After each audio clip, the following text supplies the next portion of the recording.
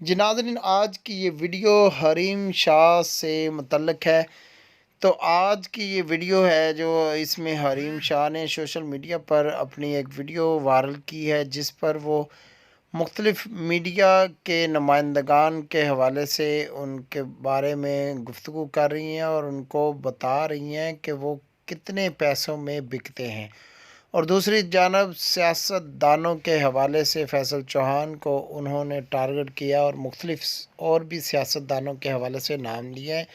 तो आइए नाज़रीन, आपको ये वीडियो हमारी अच्छी लगे तो कमेंट्स में अपनी राय का इजहार ज़रूर कीजिएगा और आपको आज ये वीडियो हरीम शाह के हसन मुतल्लिक़ चौहान, दिखाते नेक्स्ट हैं। टाइम मेरा नेम मत लेना। अगर अपनी जुबान से मेरा नेम लेके मुझे किसी भी तरह की कोई भी बात कहीं से भी मिली तो मैं सारी की सारी बातें इमरान खान को बता दूंगी और आपके वो छुपे करतूत भी बताऊंगी कि इमरान खान साहब आपको लात मार के पीटीआई से की पार्टी से बाहर कर देंगे।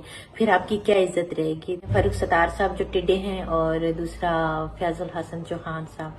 फैजुल हसन चौहान साहब, मैं सबसे पहले तो आपको मुखातिब करते हूँ कि मैं आपकी बहुत रिस्पेक्ट करती थी और हमेशा जब भी मीडिया चैनल ने मुझसे पूछा था तो मैंने आपकी असलियत छुपाई थी। मैंने हमेशा बोला था कि वो बहुत अच्छे इंसान है। मैं तो पहले ये है कि आप अपनी बीवियों के साथ वफा करें।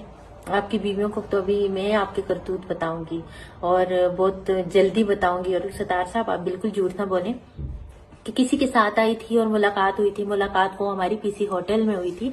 वो होटल का रूम था और वो आवाम इतनी जाहिल नहीं, और आप खुद मुझसे मिलने का शौक रखते थे, इश्तियाक रखते थे और 6 मंथ से आप मुझे रिक्वेस्ट कर रहे थे कि कराची आएंगी तो मेरी मेहमान होंगी, ये होंगी वो होंगी। और आप जब हम कराची आए थे तो आप खुद चल के हमारे पास मिलने के लिए आए थे। हम आपके रूम में नहीं मिलने के लिए गए थे। तो झूठ क्यों बोलते हो आप? आवाम के साथ जब सच बोल ही नहीं सकते, सच्ची बातों की तस्दीक कर ही नहीं सकते, तो आप लोग क्या सियासत करोगे? आप लोग क्या, ये मैं कहती हूँ कि पाकिस्तानी आवाम से मिलते जा करूंगी कि ऐसे लोगों को वोट देकर ऐसे लोगों का इंतखाब ना करें। ये झूठे और गलीज लोग हैं। ये सिर्फ और सिर्फ दूसरों को बदनाम करने। ज्यादातर को ये कहूंगी कि पहले नवाज शरीफ बेचारे के पीछे लगे हुए थे मनी लॉन्ड्रिंग, उसको तो यहाँ से हिला नहीं सके। वो यहाँ पे बैठा हुआ है अपने रेस्टोरेंट में, अपनी लाइफ एंजॉय कर रहे हैं। हम आज लेके आएंगे, हम कल लेके आएंगे, हम परसों लेके आएंगे। अल्ताफ हुसैन पे इतने केस उन्होंने बनाए, उसको वो कुछ ना कर सके। मैं तो उनके मामले में मतलब छोटी सी हूँ। पहले तो आप मतलब उन चीजों को देखो ना, बेमकसद चीजों के पीछे मत भागे। पहले जिन्होंने मनी लॉन्ड्रिंग की उनका साबित ही नहीं कर सके, उनके सबूत, उनके वसूख नहीं है, तो मेरा ये क्या साबित करेंगे? या मेरे चंद पैसों से इनका कौन सा वो होते हैं? तो बल्कि ये खुद देख, इनको मैं क्या कहूँ। मुत्ताखोर है, किधर जा रही हैं? ये चेयर में उठा के उन सब के सर में मारूंगी। खबरदार, अगर किसी ने मेरे हस्बैंड को टारगेट करने की, मेरे हस्बैंड पे एलिगेशन लगाने की कोशिश की, मेरे हस्बैंड का फेस जो है वो पूरी दुनिया के सामने है। वो आप लोगों को बता नजर आ रहा है।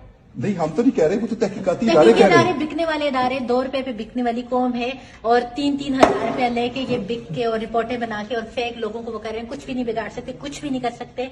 चुल्लू भर पानी में डूब मरे और मेरा कुछ भी नहीं बिगाड़ सकते। और जिस दिन आपने मेरा कुछ बिगाड़ दिया ना तो उसने पूरी मीडिया को पता चल जाएगा।